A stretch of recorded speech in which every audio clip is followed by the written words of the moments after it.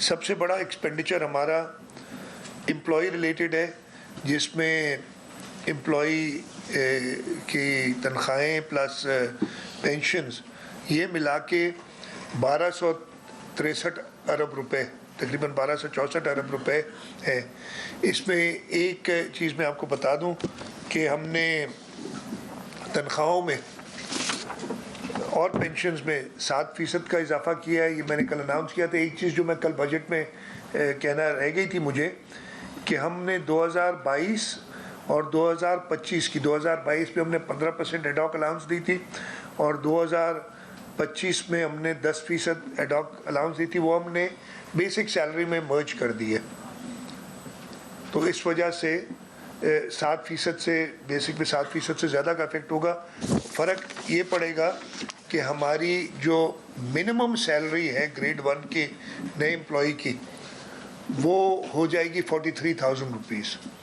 और इसी वजह से हमने रिकमेंड किया है कि मिनिमम वेज इस साल 40,000 थी, अगले साल ये 43,000 हो जाए मिनिमम वेज।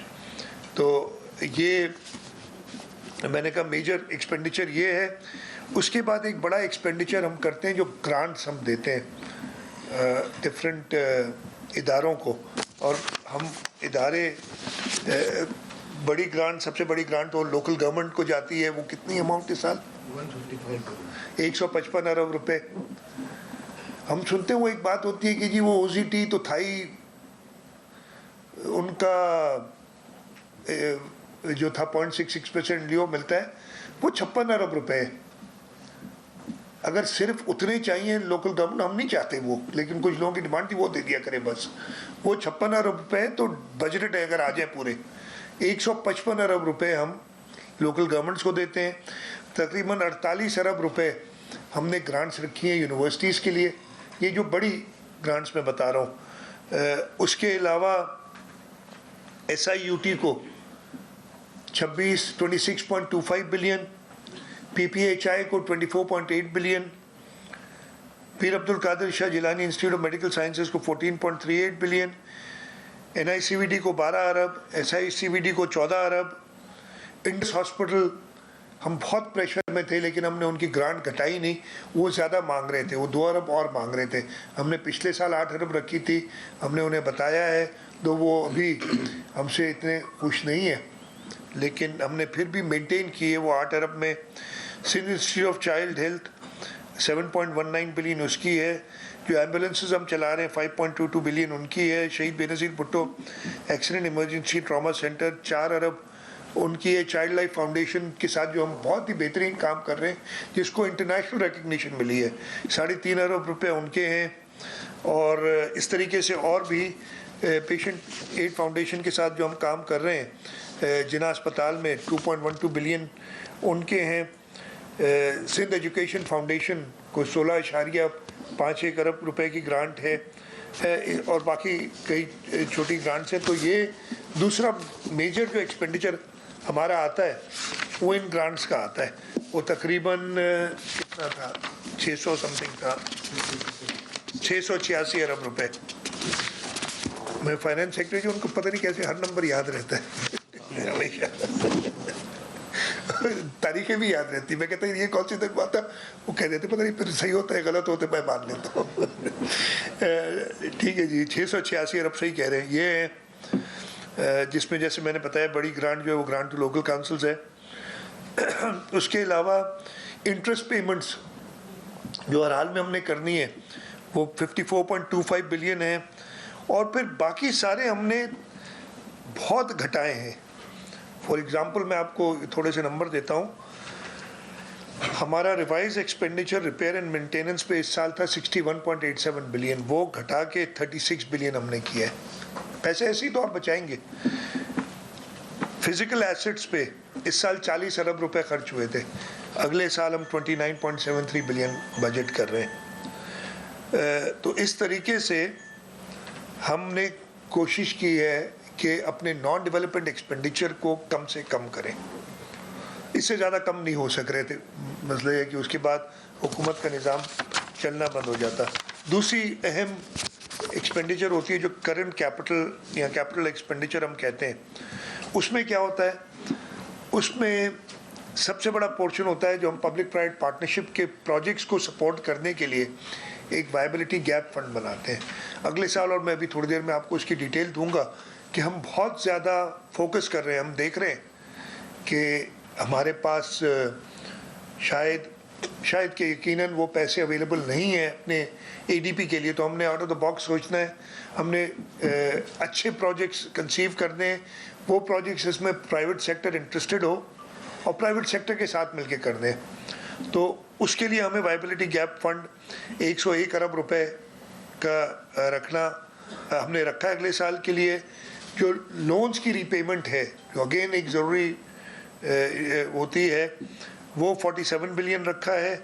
और उसके अलावा हमने पैसे रखे हैं अपने पेंशन फंड और बाकी रिटायरमेंट फंड्स को बीफ अप करने के लिए, इसलिए कि वो बाद की लाइबिलिटी है, हमने अभी से उनको करना है। टोटल 281 अरब रुपए जो इस साल भी हमने बजट में रखे थे, खर्च कम कर सके, लेकिन अगले साल भी वो 281 अरब रुपए हमने करंट कैपिटल में रखे हैं।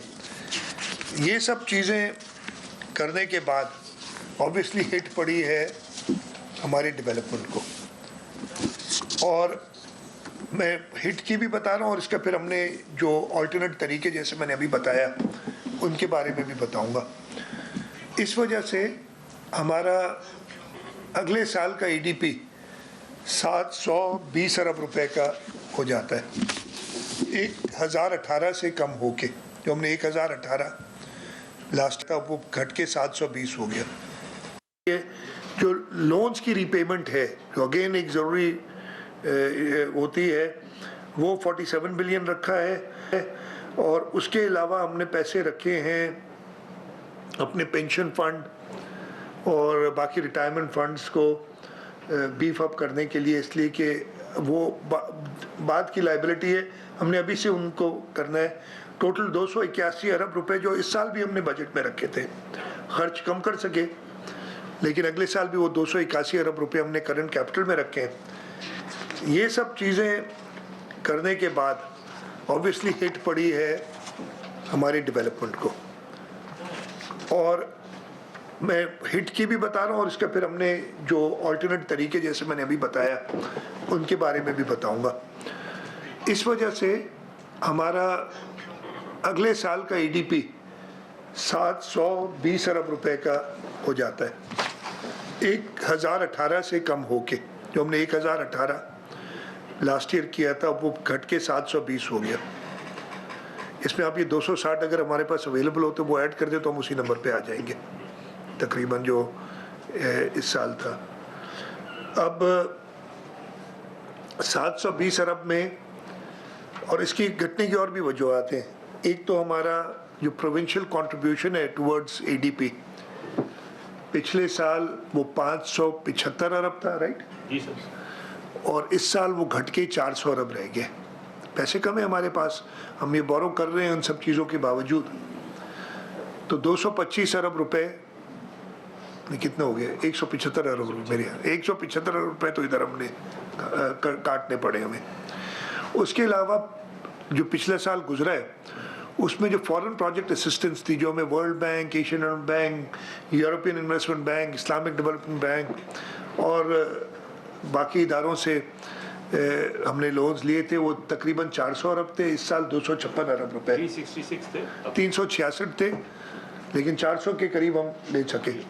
वो 256 अरब इस साल होंगे। पाकिस्तान के लोगों ने बेरोजगारी बताया है, 60% प्लस लोग ये समझते हैं कि बलूचिस्तान का सबसे बड़ा मसला वो बेरोजगारी है। तो क्या उसमें ऐड ऑन करें हम? उसको तो कम करने के लिए फेडरल गवर्नमेंट को कोशिश करनी चाहिए, प्रोविंशियल गवर्नमेंट को कोशिश करनी चाहिए, प्राइवेट सेक्टर को कोशिश करनी चाहिए। हम उसको बंद करने की तरफ जा रहे हैं। ये इंतहाई जुल्म है और ये जुल्म होने नहीं देंगे हम इंशाअल्लाह ताला। मैं वादा करता हूं कि मेरी जात भी प्रोजेक्ट्स के लिए एक हमने प्रोटेक्ट किया है। हमने पिछले साल सस्टेनेबल डेवलपमेंट गोल्स के लिए पैसे रखे थे, टोटल हमने रखे थे 90 अरब की स्कीम्स थी, और ये पूरे सूबे की हर कॉन्स्टिट्यूंसी में स्कीम्स चल रही हैं। तकरीबन 700-750 मिलियन की स्कीम्स हर एक सूबाई कॉन्स्टिट्यूंसी में है जो चल रही थी।